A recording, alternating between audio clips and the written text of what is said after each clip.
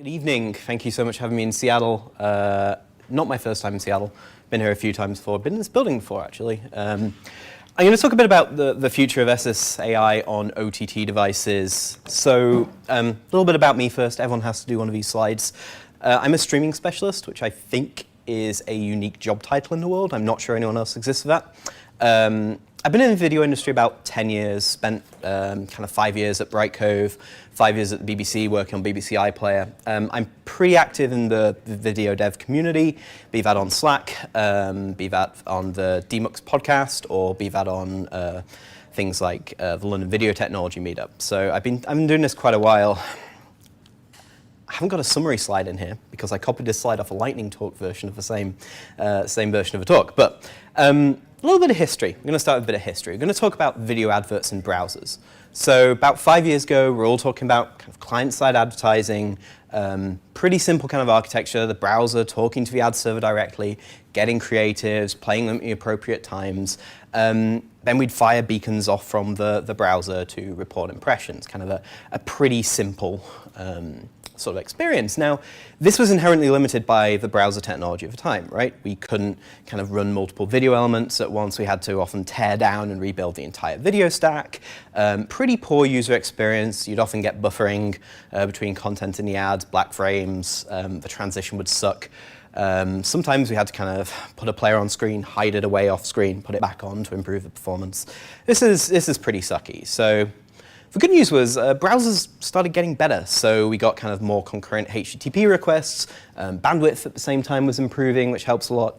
And browsers are starting to really get this idea of multiple video elements, and then, hey, the quality of experience for the user improves, and kind of everyone's happy. Well, the user isn't because they're seeing more ads. So then we got ad blockers. So these appeared as browser plugins, right? So uBlock Origin, AdBlock Plus, these sorts of things are still around today. They start blocking the HTTP requests to the ad servers and for beacon endpoints at times, which is a whole different problem I'll talk about later. This tends to stop the ad playing, mainly because we've gone and built really resilient players, right? We've built web players that are like, hey, I couldn't get to my ad server. Oh, well, that means the ad server's probably gone down, because that sometimes happens when large concurrent events happen. So we just kind of stall for a second or 2 seconds and then just continue playing content, right? We build resilient players. So this pretty much sucks. The ad industry was pretty shocked at this state of affairs, so SSAI was invented. SSAI was kind of sold as this solution for ad blockers initially, right? Kind of some of the early products were kind of Unicorn Media, YoSpace, still around obviously, both been through now acquisitions, kind of more recent platforms like Google DAI, Uplink, MediaTailor, those sorts of platforms. But I said I was going to talk about OTT devices, right, rather than browsers, and OTT devices are really different to browsers. Viewers inherently, ridiculously, have a completely different expectation when you're on a television. As soon as you plug something into a television, they expect a television-like experience. It doesn't matter to them that it's a Linux box underneath a TV. It's totally different expectation. So they want fast startup times, no buffering, no black frames, audio normalization, really important. But there's very few ad blockers on TVs, so kind of the reasoning becomes really different. So there are a few ways you can block ads on your smart TVs and your Apple TVs. Pi-hole is one of them, but the deployment of those sorts of technologies are pretty low, though. But on the flip side, these devices have very little RAM, useless browser engines, so we're kind of in the space where your smart TV is a 5 to 8 year old web browser. So client-side advertising advertisement kind of sucks again. So we talked about SSAI. How does it work? So there's a couple of approaches.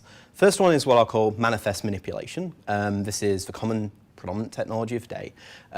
When a manifest request comes in, you go hit an ad server on the server side, you check if you've got some ads cached. If so, stick them in the stream, use some magical markers, but if not, transcode them, hope they come up again. If you're using Google's solution, they actually share the ad transcode and do upfront ad transcode and clever stuff like that. Pretty simple architecturally, no special stuff going on. You have a manifest generator, you have to scale that pretty high because you want a different manifest per user, and pretty much just a traditional media store and CDN arrangement. This is what it looks like in the manifest. Should be pretty common to most people. In HLS, we use the discontinuity tag, just signals, hey, you need to think now to reset your decoder. In Dash, looks a bit different. We have something called multi-period Dash, period of content, period of ad, period of content, those sorts of things. Pretty simple, all signaled in the manifests. There's a second approach that is less common, but interesting in its own way, is timestamp rewriting. So still generates a manifest, unique to every user, but also rewrites all the time codes as you request segments. This means that there isn't a discontinuity between content and ads.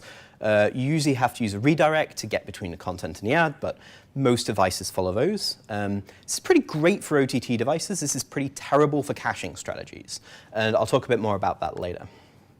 It's pretty much the same architecture. You just have to have this magic timestamp rewriter thing, which is totally an easy problem to solve. There are no edge cases there whatsoever, and particularly none in audio. So manifest manipulation sounds great. It's really easy to understand, so we should probably just use that everywhere, right? That's cool. So let's look at the devices we're talking about, right? I think there's about 4 classes of devices in the living room. This is what I call them. Netflix actually called them something subtly different. This is my terminology. Streaming boxes, smart TVs, set-top boxes, and games consoles is what I group them together in. So I'm going to show you some support grids, some device support grids for certain approaches to doing ad insertion. I actually built this talk for a European conference a couple of months ago. They're not hugely tweaked to the American market, but they're pretty accurate. We're trying to use the native player wherever possible, or using MSE, MEM polyfills. And we're also talking about devices that are modern, so 2018, 2019 devices running up-to-date firmware. And I originally had this as kind of your mileage may vary. The honest truth here is your mileage will vary, depending on what you're willing to invest and spend on developing for these platforms. So let's talk about kind of the good first. The streaming boxes, so the Chromecasts, the Apple TVs, the Rokus, the Fire TVs, these sorts of things. You can target these devices pretty well with things like HLS of discontinuities. That actually works natively on all of these. Only gets you so far without DRM. The only place you can HLS with DRM is obviously Apple TV.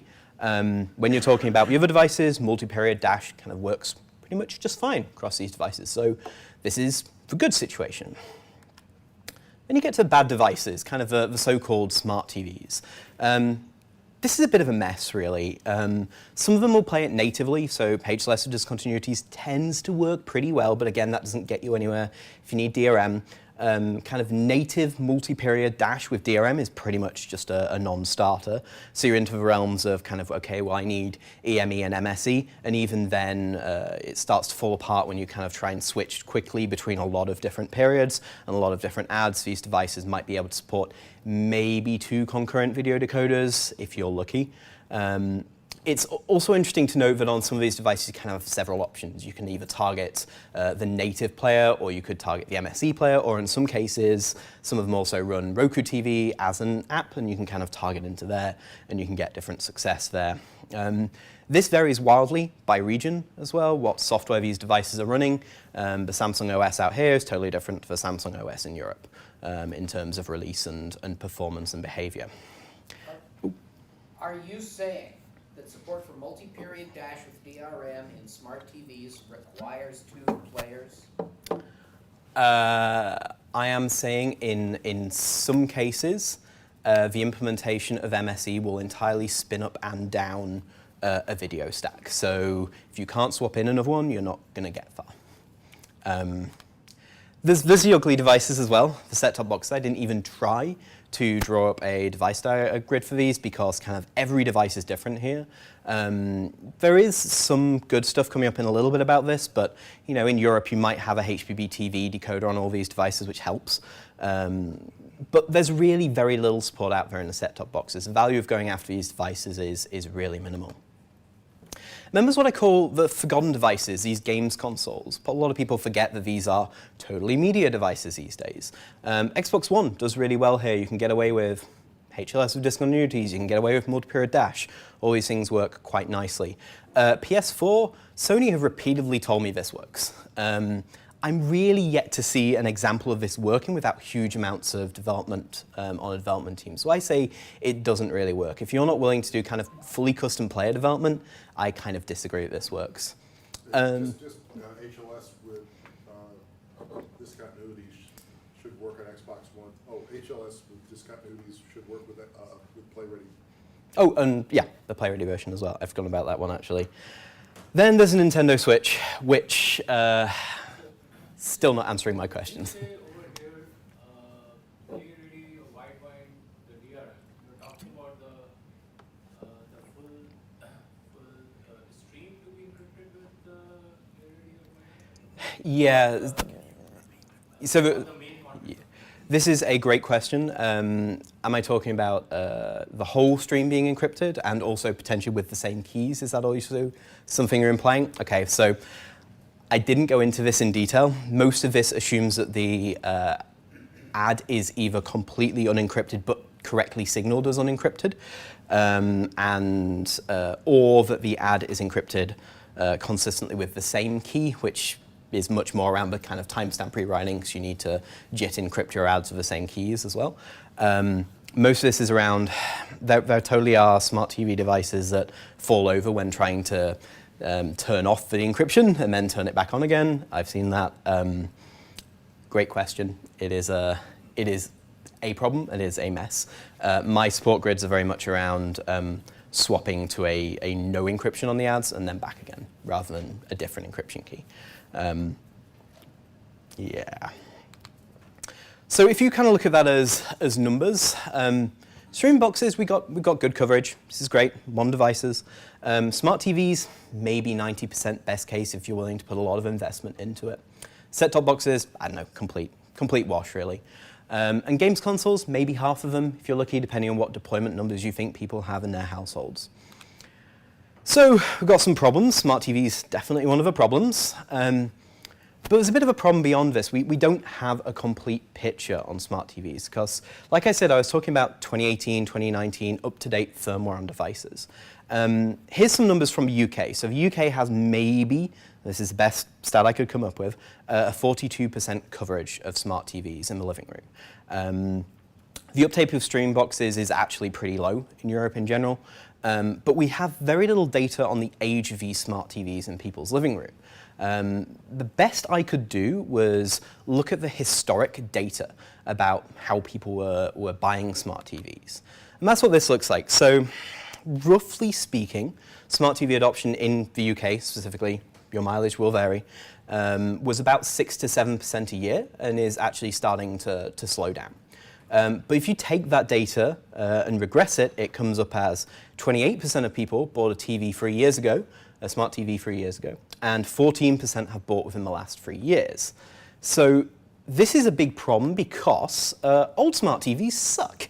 So your capabilities trail off massively when you're talking about older smart TVs. You can have out-of-date firmware. They can actually totally not have access to the App Store anymore. Sometimes they do have access to the App Store still. Sometimes you can't actually release anything onto the App Store for these devices. This is hard to detect. Sniffing device versions is an art in itself. But basically 3 years ago when I kind of started working on manifest manipulation, there was really no support out there on these smart TVs. I think this kind of goes nicely into a graph. This is very rough kind of estimation stuff, but if you look at it, within the last 2 years, you're talking about, you can target modern smart TVs, you might have some success there. When you kind of get down to the 4 years old, you're looking at these streaming boxes and games consoles. When you have this long tail, you can still buy a pretty outdated Apple TV that actually does support discontinuities because you actually still get a firmware update for that as opposed to things like smart TVs where the firmware support goes very quickly. You probably want some solutions to this. So the first thing I do before you kind of want to actually solve this problem is figure out what the scope of your problem is, right? So what do your users have in their living rooms? So I have 5 devices that support Netflix as an example. I'll talk a little bit more about Netflix in a second, but that's my smart TV, my Xbox, my Switch, my everything supports Netflix, right? So you need to figure out what the devices are that will actually get you the best coverage. It might be that, for example, going to games consoles, very popular in people's living rooms, is way more valuable than certain smart TVs is. So survey your users, but most importantly, remember, in the nicest way, I don't think anyone from Netflix is in the room, are they? No, great. So, Hulu, there you go. They're competitors. You are not Netflix, and you probably shouldn't try and be Netflix, not initially. What you can do to avoid these problems is things like falling back to no ad fill on certain devices. This is going to be really unpopular with your business teams.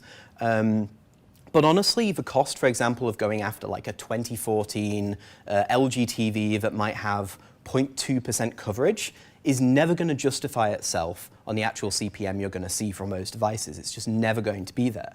The devices, like their old smart TVs, they might not even support Dash, let alone DRM, let alone multi-period. These people also potentially have a limited income at their disposal. If you're on an old smart TV, maybe not the primary target market for people with a high CPM value. For some devices, though, as you mentioned, DRM is the limiting factor. Maybe it's switching in and out of DRM decoder. There are often licensing solutions to this problem. Sometimes your license might say that, hey, if you're in SD, you don't need to DRM the content, so you maybe want to actually potentially make a trade-off here. So say, hey, rather than doing ad fill on these devices, if I want to get ad fill, I'm going to have to drop, artificially limit the resolution so I can make that work. So in some cases, you might want to say, well, HD is more valuable than ads, or ads are more valuable than HD, those sorts of things. This is potentially an option. I believe this is kind of starting to disappear out of studio contracts. 3-4 years ago, this was very common. I suspect it's starting to disappear, though, now, unfortunately. So hey, Phil, what happens, how does the landscape change then when we're talking about 4K content that theoretically... I would bet good money. So, sorry, repeating the question, does it get worse when we're talking about 4K with... I don't have the data on that. I would guarantee it gets worse with kind of a full hardware chain as well. For example, if you're saying, and I have to use Widevine L1, stuff like that, I would absolutely guarantee it gets pretty notably worse, if not disastrously worse, I would guess. Great question. But if it's going to be a device that can support 4K, it's probably not one of these archaic. This is true. It's probably going to be one of the most recent, but the flip side of that will be you're probably using up more of the resources on the device when you're decoding, so you probably have a hotter RAM, hotter CPU, which might mean you can't do many things concurrently on that device, which is totally something I'll mention in a minute, assuming I'm using my up-to-date slides, which I may not be. This is one of my favorite solutions to this problem. Start sending people Chromecasts.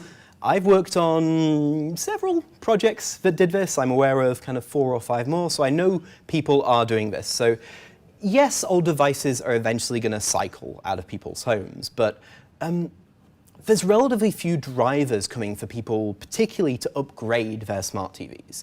Samsung will tell you there's loads of reasons. You'll go buy an 8K TV. You can tell the difference in your living room, right? No, my TV's this big. Send people Chromecasts. It's an option. They're very cheap in comparison to, especially when you buy them in bulk, they're really cheap in comparison to going and building custom apps on smart TVs. This has happened in 2 projects I know of in Australia. In particular, certain TVs can no longer get onto the App Store out there, which was a complete blocker to ever upgrading an app to add ads in. Worst case, in my opinion, you can resort to server-side stitching. If you're really, really sure you need to be on every device, server-side stitching will solve a lot of problems because you don't need signal discontinuity, you don't need to tear down and rebuild any decoders. There's big penalties for this, mainly that your cache performance drops by 30 to 40%. This obviously comes with a cost associated with it because origin egress is expensive, often the most expensive piece of building a product. You'll need origin compute. You can't use a dumb origin anymore. You have to have a smart origin. Your edge compute requirements, you could approach this using edge compute. That will increase requirements dramatically. Probably won't be frame accurate because you're going to want to start bucketing users to make better cache performance, make up the cache performance you just lost, which takes you further from this broadcast-like experience, which is what inherently people are looking for on their TV.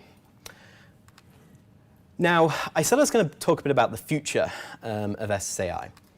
So there are some upcoming standards that are hopefully going to help with this. So while we target this discontinuity-friendly hardware that we've got in the market right now, we're also going to hopefully work to standardized solutions. So I'm going to talk about Europe quickly first. The HBB-TV advertising standard standardizes a set of things on the device. Things like available resources around midstream switching, signaling for when you can transition, all these sorts of things. And this is trying to get to a broadcast-like experience. And this is John Piesing, very smart guy. One of the big things they're doing here is they're also including a lot of test vectors, which is... Are those HBB-TV standards Yes. or DVB standards or both? I think they are all HBB-TV standards as far as I'm aware. And some of the signaling you're talking about client signaling? Yes. About capabilities through HTML5? Yes, and some of that's actually coming out of, slight like, some of that's coming out of -IF, slightly more than it's coming out of... Those extensions are not being worked into the device capability extensions that are being discussed? They are annoyingly not right now, not as far as I'm aware. Yeah. That's the great thing about standards is everybody has their own. We definitely need a new standard for this. There is a standard. Yeah. HTML5, so There is. I think we have a chance to, we have at least have a place to party.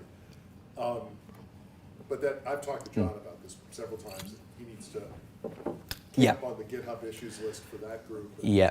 Get back on WCAG, I think, is the appropriate place for that one. You're right. Sorry. I've got one with the microphone. So the question was around if this was coming out of just, oh, you actually have the microphone. Go ahead. No, the question was coming out of, is this just a HBB TV effort? Is this coming out of DVB as well, or -IF? And the answer is this is predominantly a HBB TV effort, as far as I'm aware. This is particularly one of the things they're focusing is ad replacement. So live linear ad replacement, where you're watching something that's coming in on DVB stream, but you want to replace those ads with targeted ads from a video stream, from a HBB TV IP stream. Not super keen on this, but it is part of what they're trying to do. And this is part of why the requirement includes, for example, to be able to run multiple decoders at the same time. So you can't really turn off, you're effectively rendering a HTML5 web browser that is inherently transparent, actually, on top of your traditional DVB stream, which means you kind of need two decoders at once to be able to make that work at all, really. But doesn't help the US market much. And this is when I go to a slide that I hurriedly wrote this morning that just says ATSC free. I was informed earlier this week, hopefully ATSC free will help with a lot of this.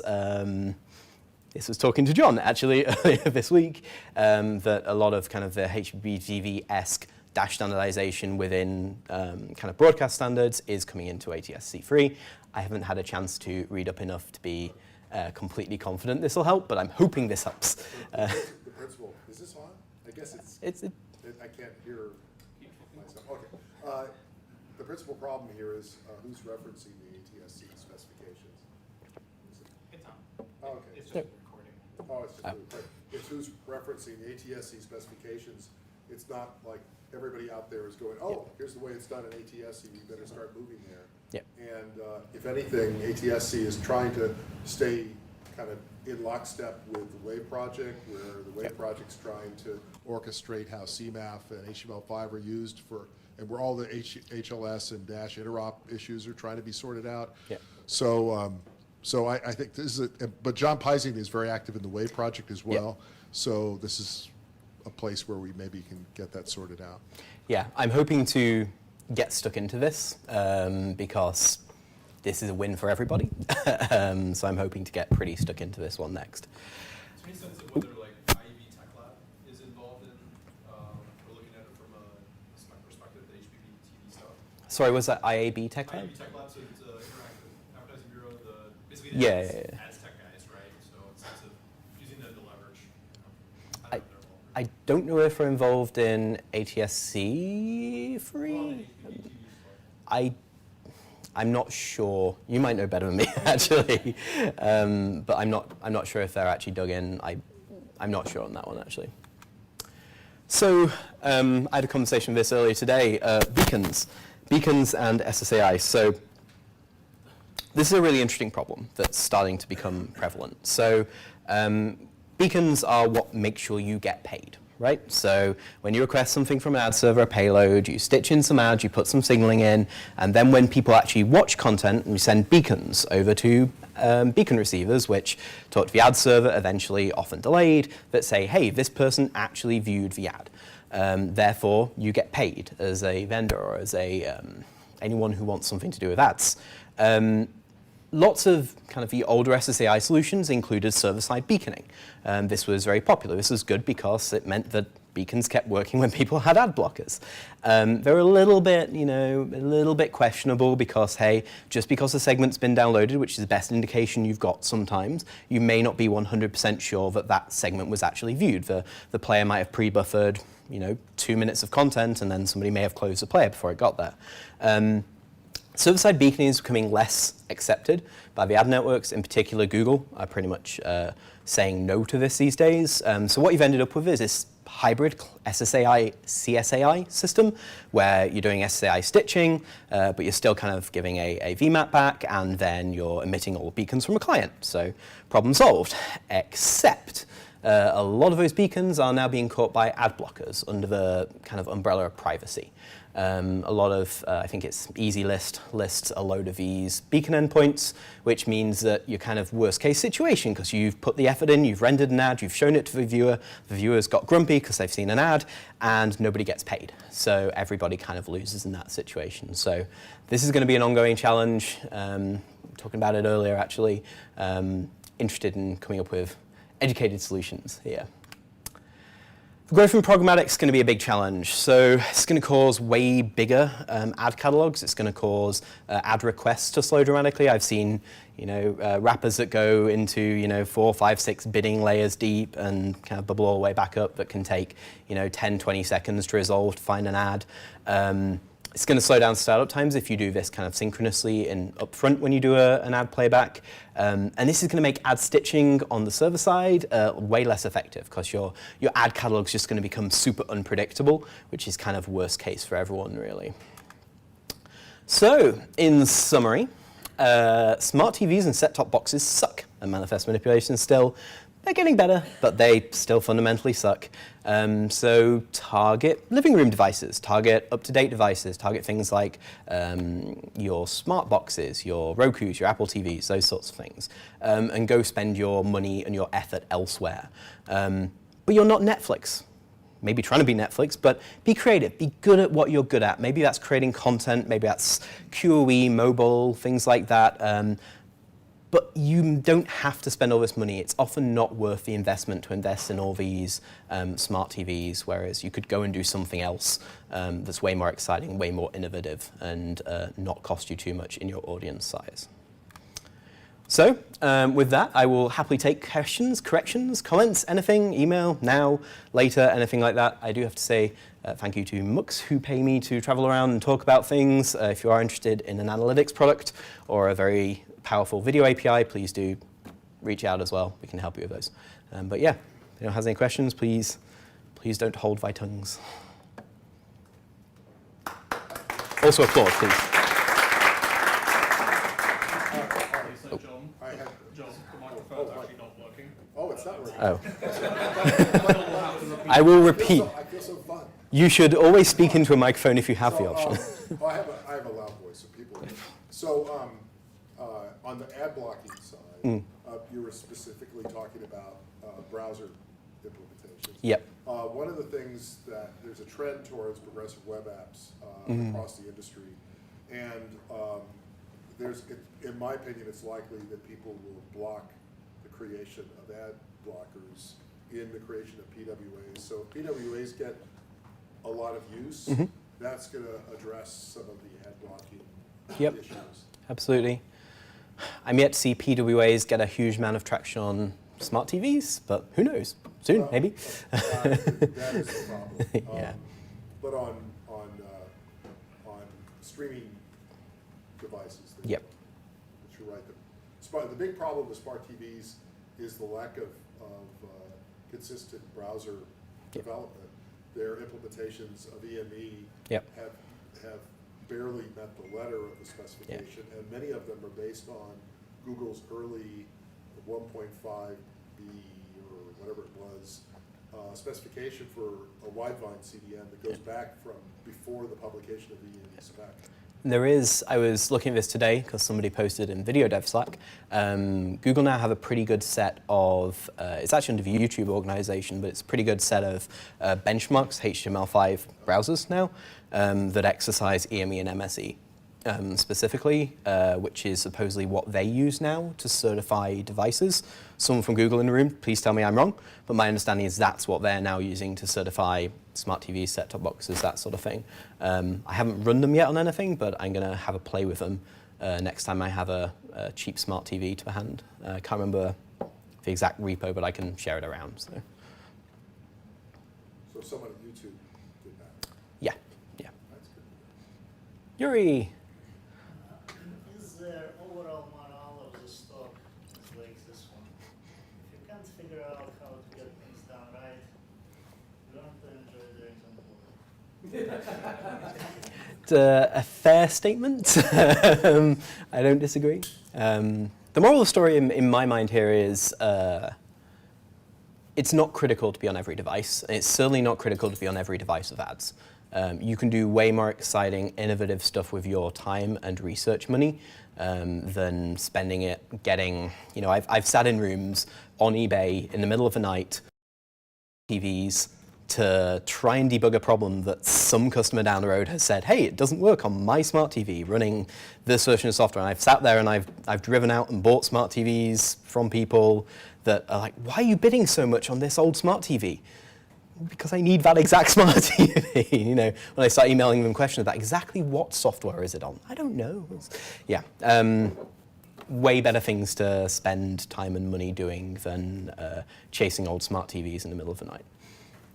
Well, maybe you guys don't, but I've got better things I'd prefer to be doing. So I have a question. So otherwise, are you pro SSAI? Ooh.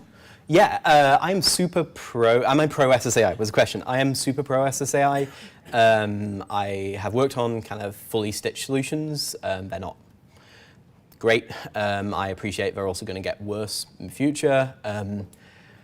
CSAI, I just don't think we're ever going to really see a place where kind of smart TVs get really, really good at CSAI, just because at the end of the day, everyone's penny pinching on exactly what, RAM and CPU, It's kind of crazy because I've bought TVs in the past that brand themselves as kind of 8-core, but then they have next to no RAM and next to no storage and, a single hardware video decoder. So I just don't see a place where we're going to get to a really great experience, a great end user experience, if we're just relying on full client-side ad insertion on smart TVs. My interesting point for me is, the smart streaming boxes, the Rokus, the Apple TVs prove that, this can totally be done well. A server-side solution can be done really well with discontinuities, and it can still provide a great experience to the user, or at least a broadcast-like experience, let's say. I'm not sure all users would call it great, but a broadcast-like experience can be achieved. And there's some really interesting stuff coming out of Google that's totally worth a look around doing really large events with server-side ad insertion. For example, preemptively doing your ad requests in the kind of 2 minutes before your actual ad break comes up to distribute the load so that you're not doing, 1 million concurrent ad requests, you're doing, 10,000 over the space of a few minutes concurrent, and that kind of enables much bigger, if you're coming up to a big ad break on a big event, and that enables much better experiences as well for users. Yeah. I am pro SSAI, would be simple. Pro SSAI, but pro manifest manipulation, long term. Just got to figure out all these rubbish devices. You made a comment about how few of these devices, especially smart TVs, are capable of having two video decode pipelines. And I've heard this anecdotally many times, but then when I try to find out the ground truth about it, I can't seem to determine how true it is, or at least I can't find a list of devices that do or don't support it, or how they indicate whether or not they can support it other than... Yeah, there is no list. What I actually wanted to do originally when I pitched this talk in Europe, I guess 8-9 months ago now, was I wanted to get that exact list for kind of every device and every model and those sorts of things. But the vendors lie to you about what the device is capable of doing, the nicest way to the vendors. Maybe they just don't understand what you're asking or exactly what you want to get to, but they don't give you accurate data. Even if you talk to kind of the people who are kind of best at this in the industry, they kind of say, you know, your mileage varies massively depending on firmware version, and actually getting that data. I have a really good guy in Europe who pretty much just does smart TV development, but will only build video apps, smart TVs. And he's got some pretty good data, but he's also got a room like this of smart TVs. From the last 5 years, mostly British ones, but also kind of some more generic European ones. And I've been working with him to try and get a good handle on exactly what the devices are capable of. Fraunhofer Focus Yep. in Berlin has a lot of this. Yep. We were there. Yep. They have a lot. They do a lot of the HBB-TV certification Yep. testing. But that was my other question. Do you know what the HBB?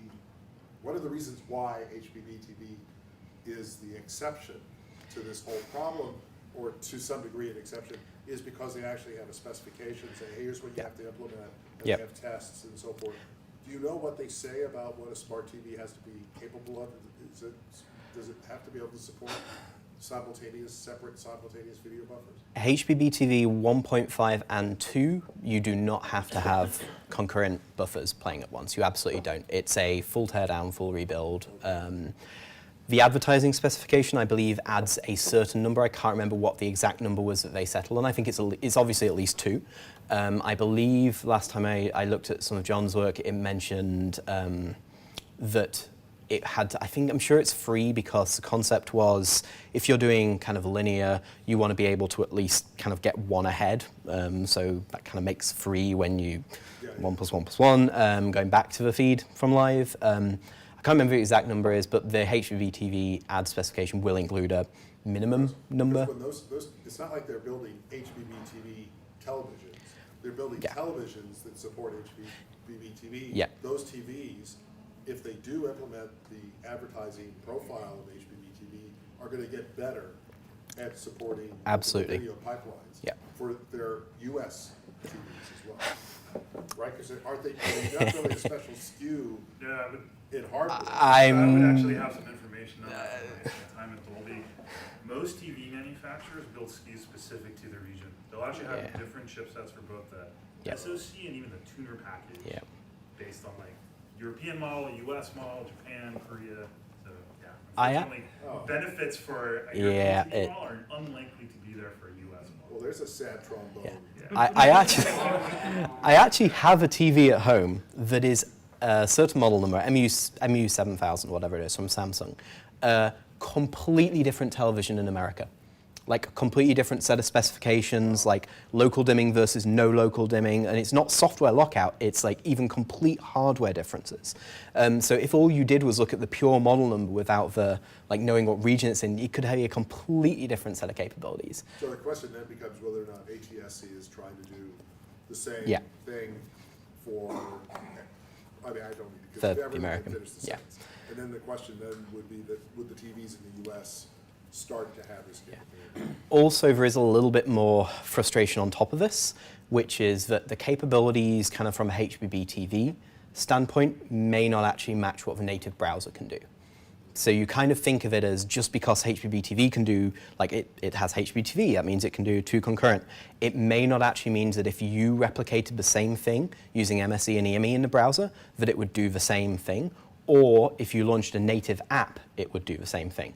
Those are all kind of mysteries. So the HBB TV spec is, for the advertising is type 1 playback where you're passing Yep, it to you are passing an XML down to the decoder and saying off you go. and say, play this. Yep. Okay, I didn't- Yeah, absolutely. It's a full hand down to the native So for player. those who don't know, there's like these 2 different models for adaptive delivery playback, where one model is where you go to the video tag, you pass the manifest, be it HLS or dash, directly to the video tag, and then the TV knows how to parse it and do all the work. And the other is you use media source extensions, Yep. JavaScript does everything. And what Phil's saying is that just because it's handling it for Yep. you, if you try to do it all in JavaScript, you might Yep. run into a memory problem. Yep. or- Your mileage, like, It may not be completely implemented in the browser engine. It may not be. Yeah, it is. It is totally totally potentially, like, for example, I know in Tizen, right? So Samsung's hardware, the European revisions for doing something using MSE and EME is pretty heavily different to just passing a dash manifest or a smooth manifest down to the native execution environment. I've done both routes. Both have their own quirks and limitations. The good news is in Europe, I don't know if ATSC is going to do the same thing, but in Europe you can basically hide a HBB TV app as a native app. So you can package it in a way it still appears on the App Store, it still looks and feels like a native app, which is great. It's exactly, kind of like a PWA for smart TVs. So that is actually beneficial, because if you can do that, then even better. So you stop having to care about the fact you can do EME, MSE in a browser. You can just go to, I want to do a HBB TV app, but I want it to also look like it's in the App Store, which is quite a nice experience. I'm being told time by David, so. But Phil will stick around. I will stick around, I will drink more beer, eat more pizza, and yeah, pretty much my raison d'etre, actually. Thank you.